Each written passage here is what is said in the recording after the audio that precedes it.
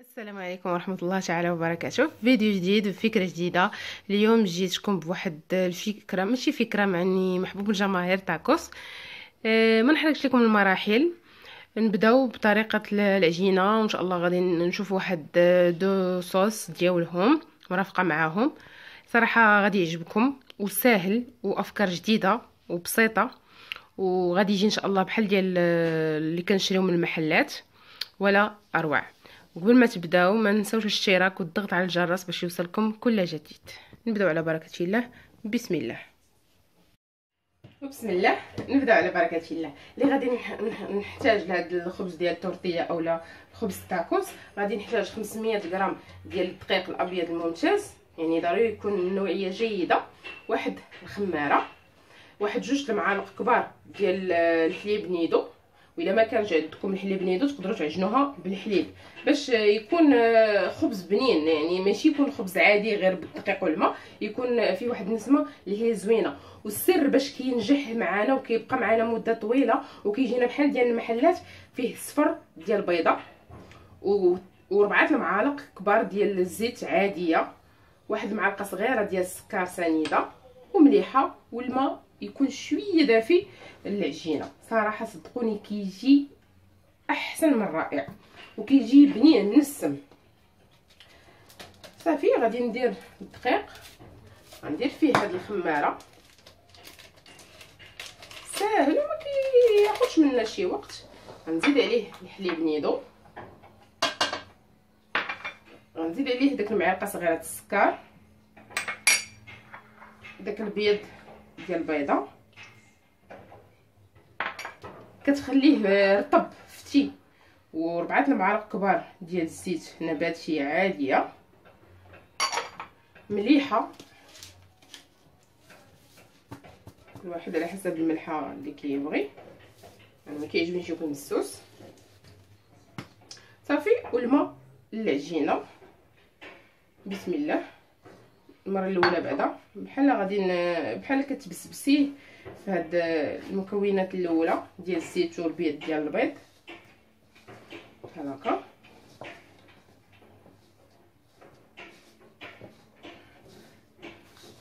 عاد باش غنبدا نضيف الماء تدريجيا شويه بشويه.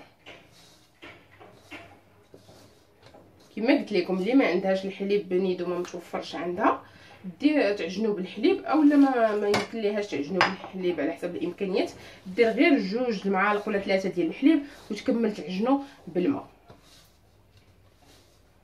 اما ملي كديري ليه الحليب نيدو كيجي بنين وتقدري تحتفظي به في الكونجيلاتور، تيبقى لك مده طويله وكيبقى بحال يلاه عجنتيه.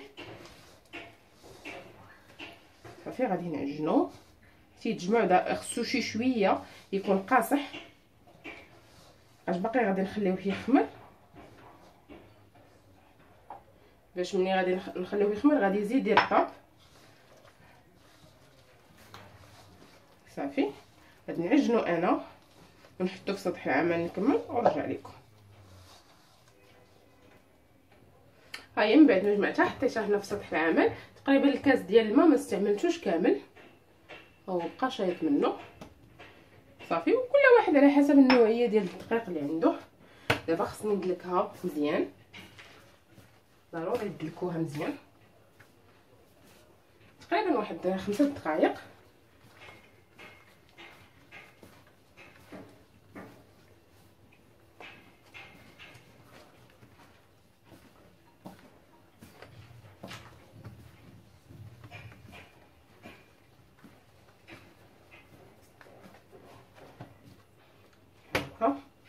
انا غنكمل ندلكها مزيان ونرجع لكم.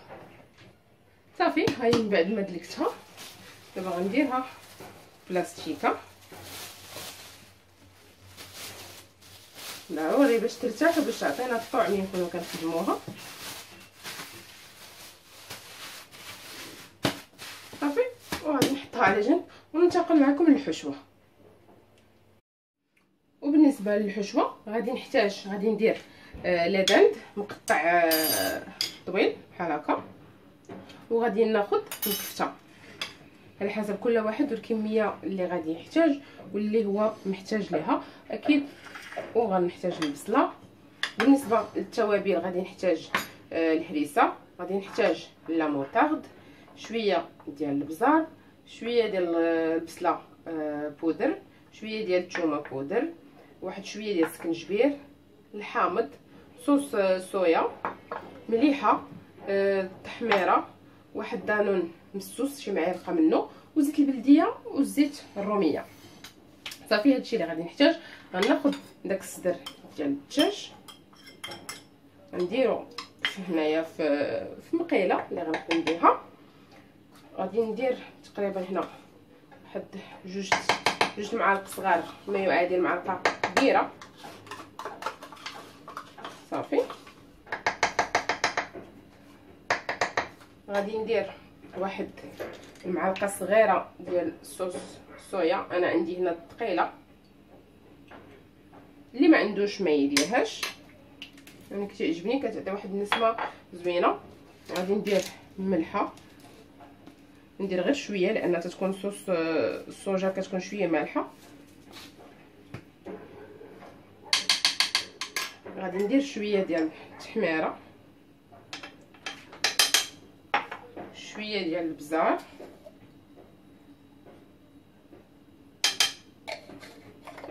شويه ديال السكنجبير،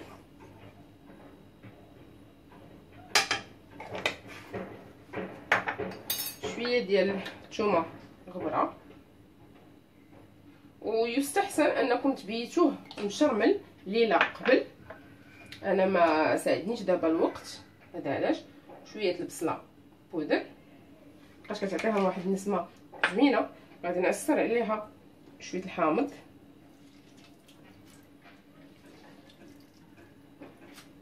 هكا. غادي ندير واحد المعلقه ديال الهريسه، انا كيعجبني الحار. وغادي ندير واحد المعلقه ديال لا موطارد، هي صغيره، شويه ديال الزيت بلديه هكا، وشويه ديال الزيت الروميه. صافي وغادي نخلطهم. صراحه كيدير واحد النسمه عاطيه منهم غزاله.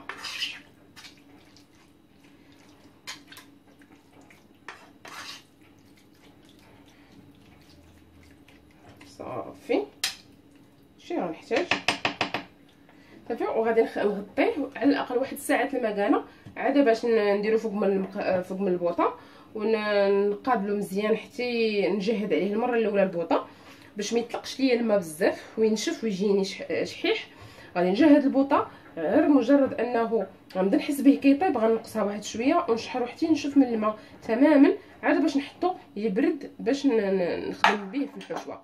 بالنسبه لهاد البصله والكفته غادي ندير البصله ندير معاها شويه ديال الزيت،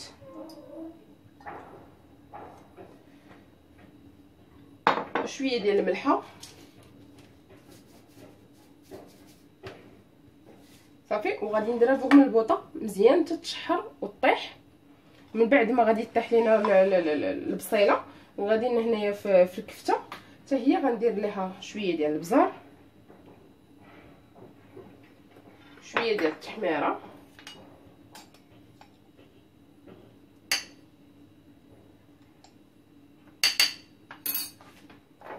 شويه ديال الثومه،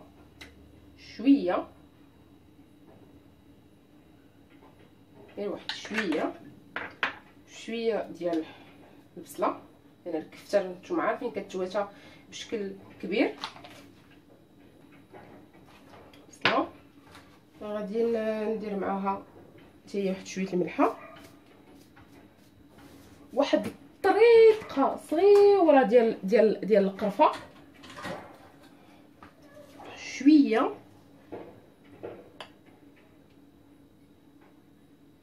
صافي. غندير معاها انا واحد شويه ديال السودانيه شويه، وشويه ديال الكمون وشويه ديال القزبر فقط. ومن بعد ما غادي طيح البصله غادي نزيد عليها الكفته، وغنزيد عليها واحد شويه ديال القزبر ومعدنوس صافي، ونحطها حتى هي تبرد. وها الحشوات ديالي موجودين، والفريت راه كتقلى. من بعد ان شاء الله ننتقل معكم للصوص. ودابا انتقلت معكم للصوص. دابا غادي نديرو صوص الجيريان، كتجي خطيره صدقوني. الا درتو هاد صوص الجيريان غادي تستغناو على صوص الجيريان اللي كنشريو من الزنقه. غادي نحتاج فيها واحد تقريبا واحد 3 المعالق ديال مايونيز، وانتوما على حسب الكميه تقدروا تضاعفوها كما تقدروا تنقصوها. هكا 3 ياك. غادي نحتاج فيها واحد المعلقه ديال صغيره ديال الهريسه، لان ديما تنقول لكم كتعجبني.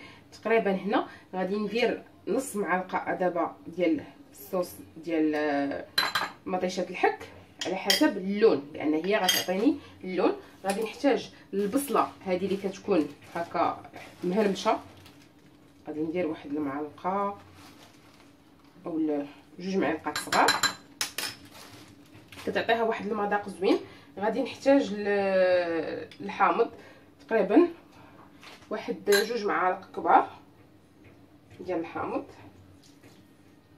هكا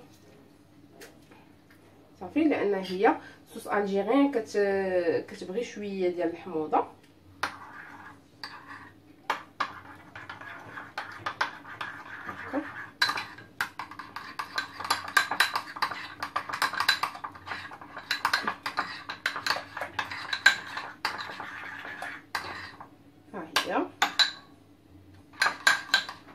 هي كتكون اللون ديالها بعض المرات كنلقاو اللون ديالها مايل للحموره، بعض المرات كنلقاو اللون ديالها مايل لواحد الغوز بارد. يعني دائما كنتحكموا فيها بمطيشه الحك، دائما كنبداو نديرو شويه بشويه وحنا كنشوفوا.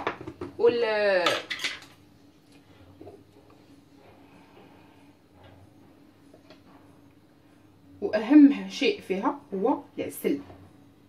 غندير معلقه كبيره ديال العسل، انا هنا ما عمرتهاش مزيان، نزيد نصيص.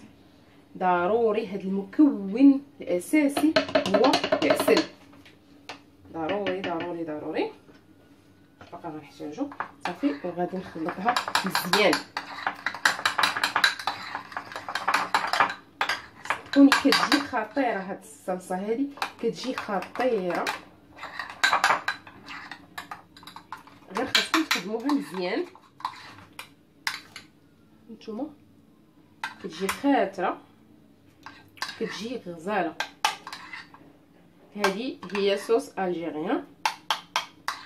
واللي ما متوفراش عنده هاد البصله هذه يشد بصيله صغيره، يشدها ينقيها يقطعها طريفات صغيورين بزاف بزاف بزاف بزاف صافي ويديرها.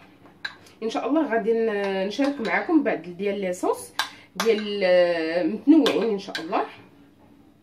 هكا مهم نخدموها مزيان. وها هي الصلصه الجيريان موجوده عندنا. دابا غادي ننتقلوا للصلصه الثانيه. اما بالنسبه للصوص اندونيسيان غادي نحتاج فيها واحد نص فليفله حمراء مقطعاها صغيور بزاف، ضربتها بالكراده مزيان. ها هي.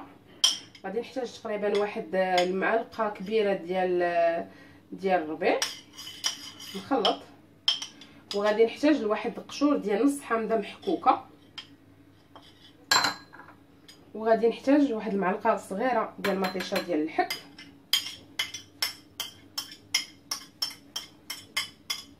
كيجيو ولا اروع مع طاكوس ديالنا.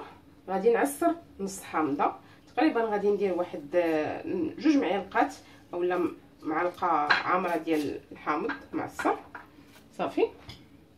غادي نحتاج التوابل ديال الكاري، واللي ما متوفرش عنده التوابل ديال الكاري يدير، انا غادي ندير تقريبا معلقه صغيره، يدير الحلبه يشدها يطحنها غير تقريبا واحد 6 الحبات ويطحنهم، وهما اللي غادي يزيدهم في الخليط، ويزيد عليه الكركم اولا الخرقوم البلدي.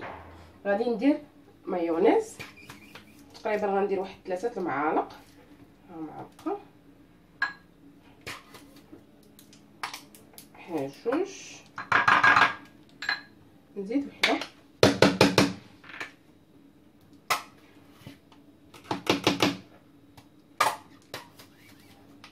ها 3 صافي. نخلطهم مزيان.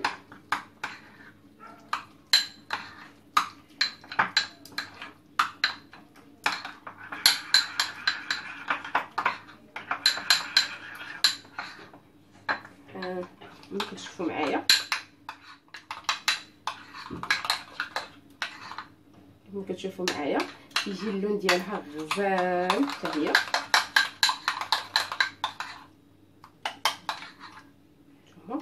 وغادي نزيد حتى هي، نزيد لها واحد المعلقه ديال العسل، ها هي معلقه كبيره ديال العسل.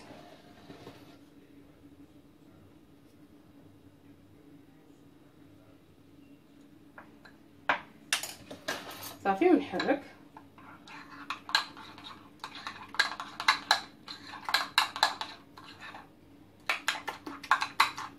صافي وهي صوص اندونيسيا عندنا موجوده. هاد الصلصات هادو دائما خليوهم اساسيين عندكم في تاكوس، كيجيو معاه بنان بزاف بزاف بزاف، صدقوني انهم كيجيو ولا اروع معاهم. تقدروا ترافقوهم حتى مع لي ساندويتش، بزاف ديال الحوايج تقدروا ترافقوهم معاهم هاد لي صوص هادو. هما غادي نحطهم دابا على جنب وننتقلوا باش نطلق معكم العجينه وتشوفوا الطريقه ديالها. صافي انا دابا الحشوات صيبتهم كيرتاحوا كيبردوا. هانتوما شوفوا من بعد ما خليتها في البلاستيكه يعني صافي ترخات ورطابت. غادي نديرها بحال شي حريبيل هكا باش تجيني ساهله نقطعها.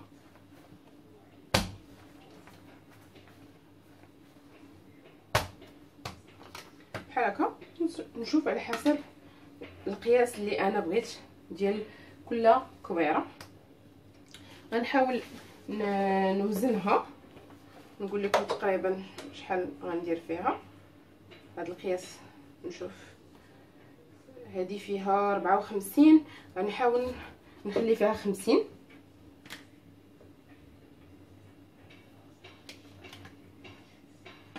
شوف 45 احسن، يعني غادي يجيو حلوين. 45 في الوحيده غادي يجيو حلوين، وغادي يجيو يعني ما غاديش يجيونا، غادي يجيو شويه كبار وما غاديش يجيو كبار بزاف عاوتاني، على حسب عاوتاني المقله. صافي غادي نكمل بحال هكا ونلولبهم هكا نغطيهم عاوتاني ونخليهم واحد شي شويه يرتاحوا، ومن بعد ان شاء الله ننتقل معكم نوريكم المرحله الجايه. هما من بعد ما وزنتهم كاملين تقريبا كيف ما قلت لكم درت لهم 45 حتى 46 في الوحده، يعني ما بغيتوش انا يجوني يعني كبار بزاف. صافي دابا كنجمعهم ونحطهم في لاطه باش ما يديروش ليا ديك القشره هكا حتى نكمل هذا الشيء اللي عندي. كيف ما كتشوفوا معايا نص كيلو تبارك الله خرج ليا كميه معقوله وزوينه. هما دابا ساليتهم، غادي نغطيهم واحد شي شويه يرتاحوا. صافي وغادي نبدا نطلق فيهم عاوتاني، نخليهم يرتاحوا واحد شويه ونرجع لكم. وهما من بعد ما ارتاحوا تقريبا واحد 5 دقائق هما دغيا غادي يعطيونا الطوع. غندير شويه ديال الدقيق صافي، ندير لهم غير هكا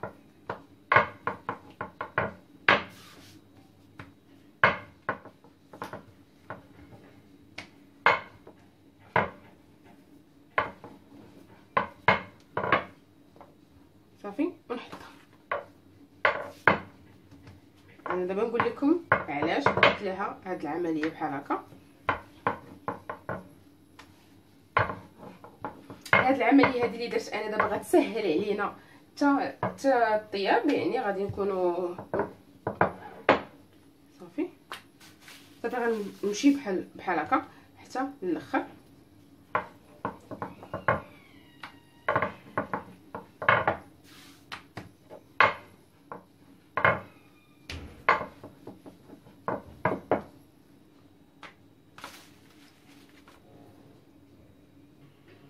دابا هي من بعد ما طلقتهم كاملين بالدقيق، دابا جبت المايزينا. ها هي صراحه هذه هي العمليه اللي فيها زوينه. هكا غادي ندير وحده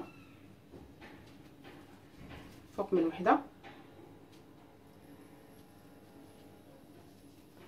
علاش انا درت هاد وحده فوق من وحده؟ باش منين نطلق ما يلصقوش ليا مع بعضياتهم.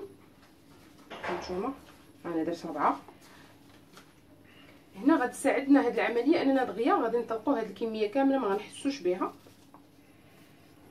بحال هكا. هاي الثانيه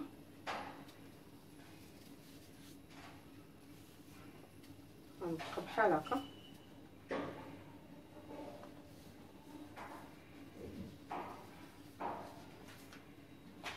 غنبقى بحال هكا تنكملهم كاملين. انا دابا من بعد ما ساليتهم كيف ما كتشوفوا هي وحده على وحده. انا درت 4 صافي. غادي نطلقهم.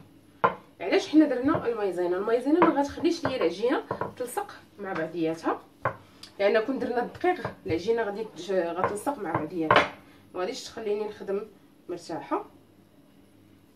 هكا انا وريتكم دابا هاد الطريقه، واش تقدروا نتوما ديروا الطريقه العاديه المعتاده كويره بكويره. نتوما كتطلقوا غير هذه كتسهل عليكم العمليه، ما كتعياوش هكا. شي هما كيتحلوا غير راسهم. هما كتشوفوا معايا غنبقى بحال هكا.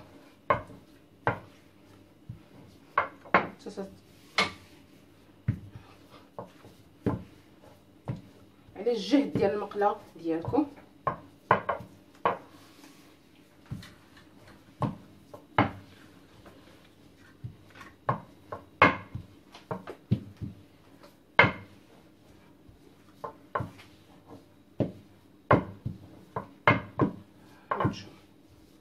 هما هيا ملي كتهزوا الاولى ها الثانيه ها الثالثه ها الرابعه، يعني هما تحلوا بكل سهوله.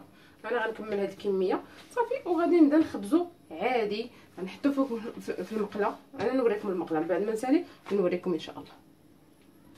ها هي دابا انا درت هاد المقله الكبيره هادي تقريبا فيها القطر ديالها ما نكذبش عليكم شي 32 على 32. صافي غنديرها تسخن صافي وغنبدا نخبز. ها هو حتى طلق كامل. دابا صافي غنبدا نخبز فيه. ومنين نبدا نخبز دائما كنديرو وسط من زيف، والزيف يكون وسط من بلاستيكه باش ما يقصحش يبقى معنا رطب.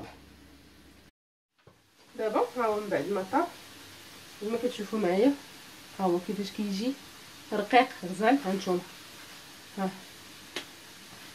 يعني رطب ما كيتهرس ما حتى حاجه. ها هي كاملين يعني صادق معنا 100%. غادي نشد واحد الكميه دابا غنخدم بها واحد شويه. غادي نشدو غادي نفرقوه ما بين بلاستيكات اولا بابي ونخشيوه في الكونجيلاتور كيبقى كيف ما هو. قبل ما كنستعملو كنجبدو قبل وكنخليوه حتى يطلق صافي وكنخدم به عادي، ما كيوقع ليه حتى شي حاجه، ما كيتهرس ما حتى حاجه. دابا غادي نعمر. بسم الله. غادي نبدا بلا صوص. غادي ندير لانجيريان هو الاول.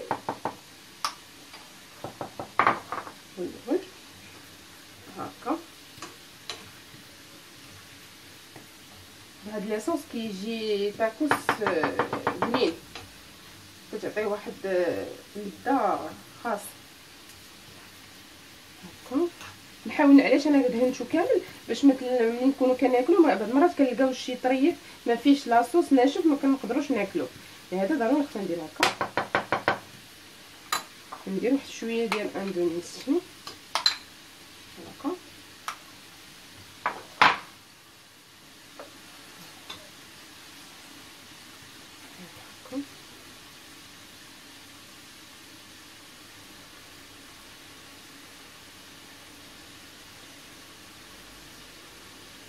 صافي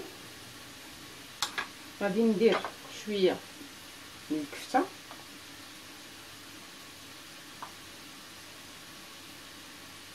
هكا.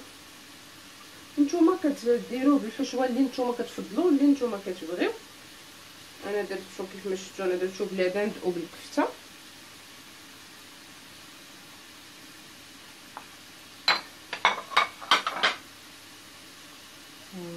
هكا ندير فيه لبن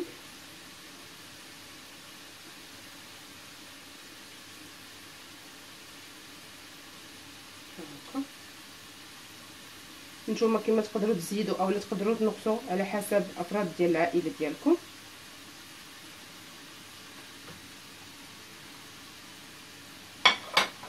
هكا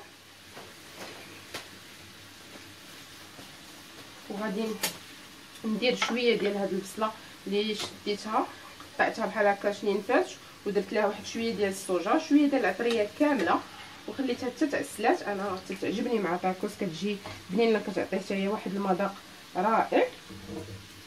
نتوما على حسب الرغبه والذوق ديالكم تقدروا تزيدوا هنايا الزيتون مقطع تقدروا تزيدوا بزاف ديال الحوايج.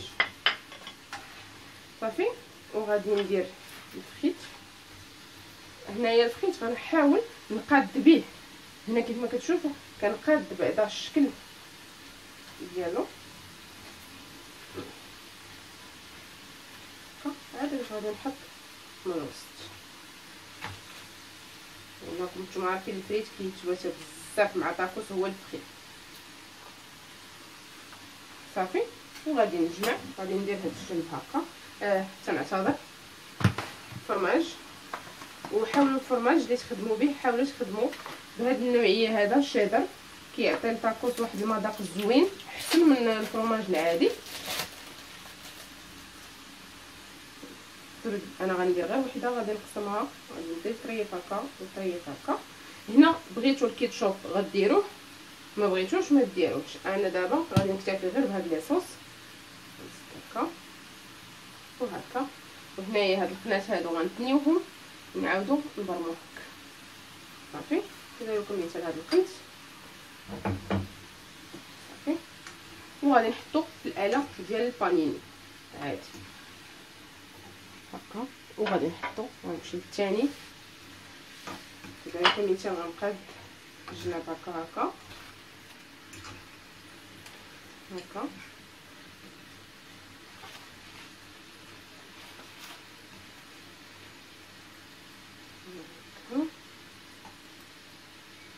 وغادي ندير فروم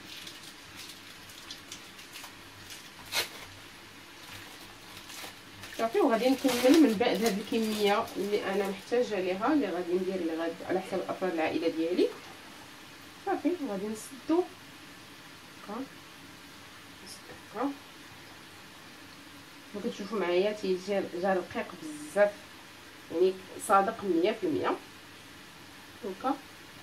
صافي وغادي نحطو في الاله ديال البانيني ونخليه حتى يتراصاو فيه دوك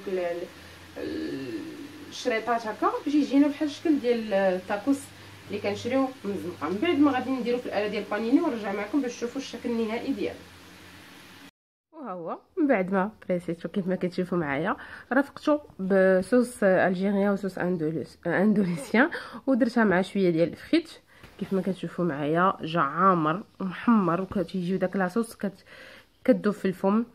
لهنا استودعكم عند الله الذي لا تضيع ودائعه. فيديو جديد وفكره جديده ان شاء الله. الى اللقاء.